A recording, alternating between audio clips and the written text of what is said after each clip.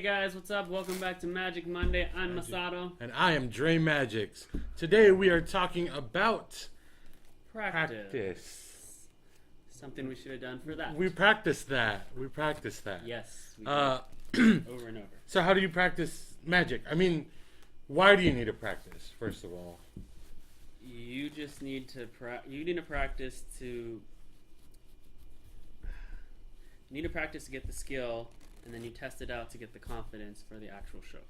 Does that make sense?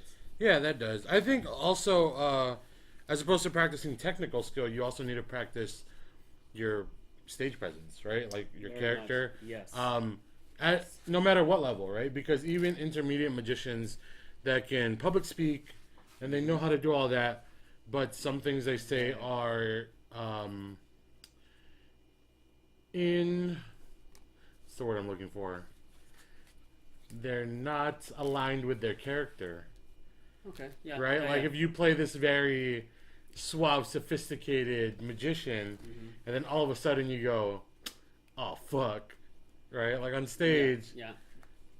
You just broke character. It's breaking character. It's breaking your persona, and now everything you do is less valid. Yo, what happened to your English accent? 2 seconds. Yeah. There. Okay, so let's talk about practicing technical skill. What do you think? How do you practice, and where can you practice? Because magic occurs in front of people, right? Like Yes. a lot of people practice in the room, Yes. and that's important. But also, that's not magic. It's not. That's for another debate. I mean, you got the internet magicians. Yeah. They film their stuff technically and they practice that, but it's again, like you said, the presence that you need to practice as well. So for me, when I learn a new trick, I will practice for like until I know it. That can go from anywhere from a week to a couple months. That the little changing mint thing I did, I held on to that for 2 months before I showed anybody. Really? Yeah, like I wanted to show it off so bad, but I was like, no, not until. And even then, there was a few trial runs of like people at home before I even tested out to the public. Yeah. So. Okay, so you practice at home. There's that process, right? Yes. Until you get a routine, a thing down. Practicing at home, do you use a camera or do you just use a mirror or what?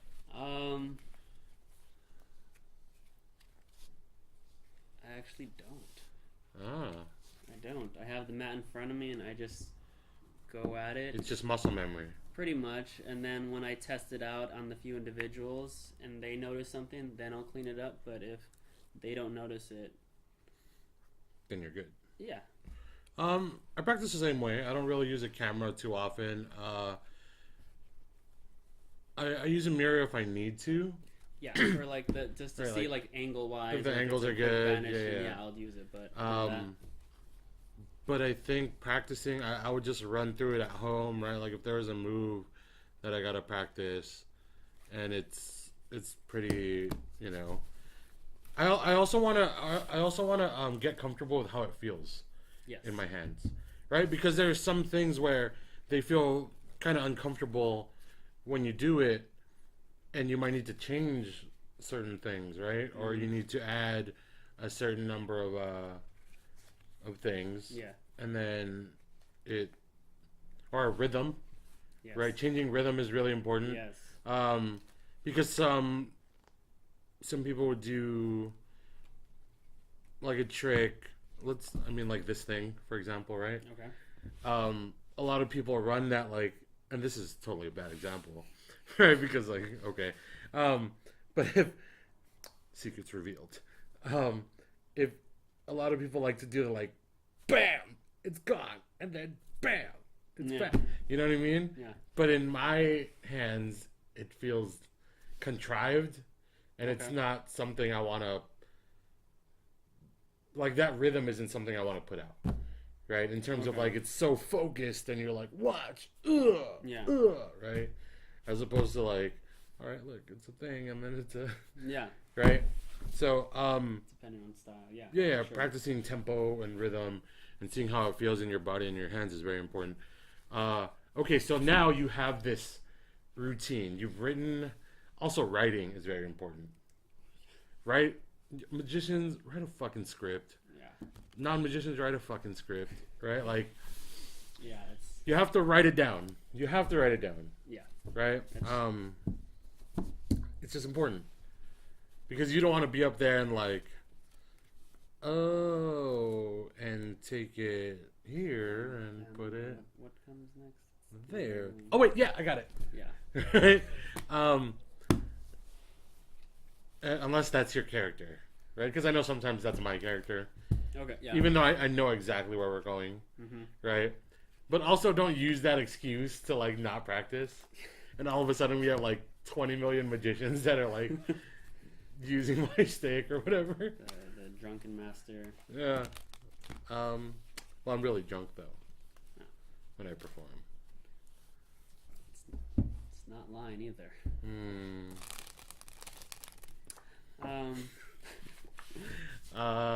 Okay, so now you have your routine. You wrote it out. Yeah. You put all the jokes. You punched it up. How do you practice live in front of people? Personally, how do you practice? Just get out there and do it. Just like to rando people? No. If I feel it's strong enough and I've been practicing it, I will go straight to the castle. Dang, dude. Straight to the top.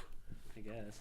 So you would bring it to the castle and show magicians or not magicians? No, I hate performing for magicians.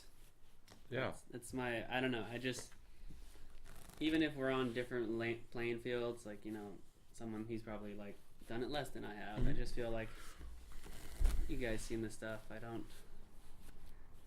Yeah. Although I probably should to get that honest feel, but I think performing for laymen.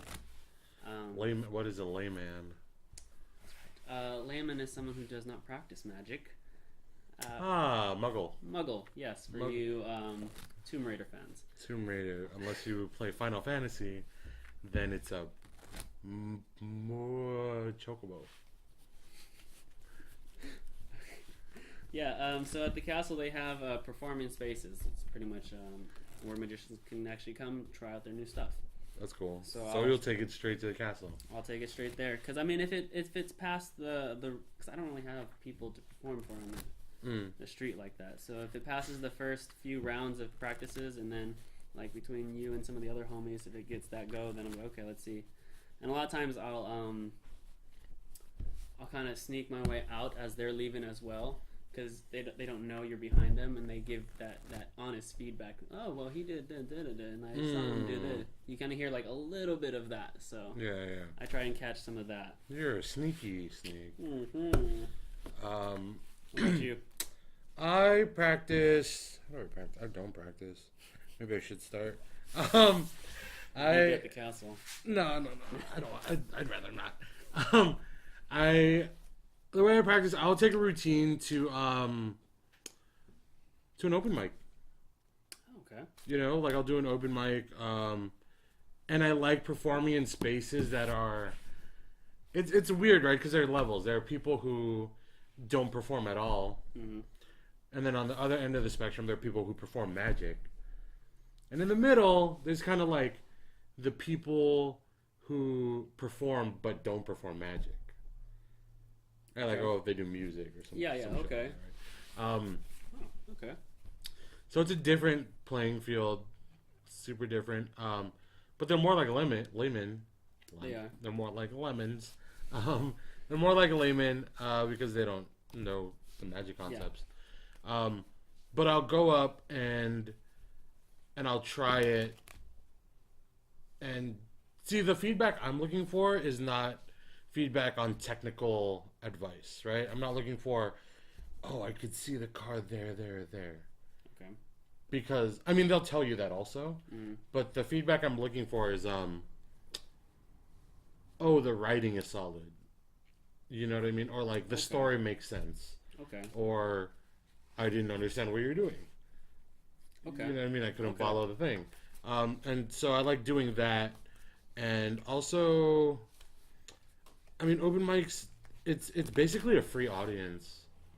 Like, you can go and there's, especially in LA, man, you can go every day of the week there's probably an open mic. Yeah.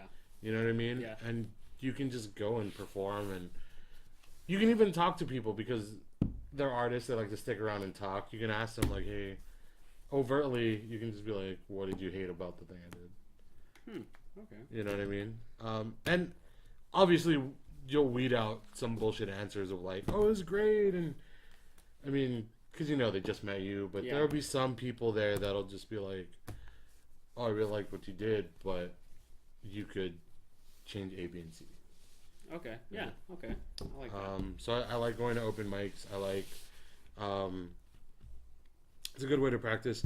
Practice on, I never practice for my family and like people I know, just because like they know the shtick, right? They know the like, and especially they'll know if I mess up, but I did it with intent, right? Because a big part of my act is like, oh, what was the in my wallet? There's a, you know what I mean? Yeah, or in my hat. But then, you know, the more and more I started to do magic, maybe like 6 months in, I'm like, oh, but wait. And my family would be like, yeah, but where is it? I mean, like, you didn't mess up. You know, we get it, right? You're the guy. But yeah, that's a way of practicing. And so you finally have it to where you think it's done well, right? So what do you do with it? It goes in the act, it goes on video, it goes... I should start filming a lot of my stuff. You should, especially all the erotica. No, that's paid subscription. Get it? Get the gag? I was gonna do the thing. Yeah. Just straight down. Okay. Yeah. Intro video. It depends. Like, I'll throw it in there at the castle, and if it kind of does well the first few times, I'll find a way to either add it to that set or just start creating a whole other set to have. And then when you... I guess creating would be a different video, but in terms of practicing, do you think a piece is done in terms of practicing? Creating's different. Yes. Like, do you think, oh, I'm just I can do this and it's great? And... Yes, because there are a few things I do that are just straight muscle memory. You probably saw in like a video earlier, I just jump straight into my shtick. Right? I rarely break away from the script. Yeah. The lines are the same. Yeah. But a lot of I think... Unless another magician points out an easier way that I enjoy doing, then I'll revisit it and be like, okay, let's re-practice that. Right. So you won't really have to practice it until you change it. Yeah. So like there are routines in your act that you don't even touch anymore, unless you're performing them. Yeah. Even then, those, like, I'll spend a good hour just doing it over and over again, just because. You'll still practice those. Yeah, just because it's... Oh, that's interesting. Got to keep it fresh. Yeah, the thing with magic, I think, is because I do have a bunch of routines where I don't need to practice anymore. That specific routine, right? But I think in learning other magic, because it's a finite set of moves, it's a finite set of techniques, right? Yeah. So, for example, if there's a trick where you need to get someone's card to the top, right? Yeah. You need to control someone's card, and you do like some weird move. I don't know a move, but that translates over to a different trick. That concept of there's a lost card in the deck, and you need to bring it to the top without the audience knowing. That will transfer. That concept transfers over to another trick that needs the same thing. You can use the same technique, right? True, yes. So, for example, if you do trick A, which needs the card to come to the top, and then brings it out in, like, a wallet or something, right? So you do that, and you've mastered that. Then you don't need to really practice trick A anymore, because in you practicing trick B, where you do the same thing, that technique is already getting more flight time. Does that make sense? Yeah. To me, I mean, like, the moves are. I mean, making a coin vanish, right? Everyone knows it like a little bit, but so many coin tricks or even like tricks with balls has that motion and that rhythm, right? So even I mean, shit, even doing it with a card, right? You can come in and. That look good from my angle. Oh, thanks. I probably not the camera though. But I'm saying that those skills transfer over in terms of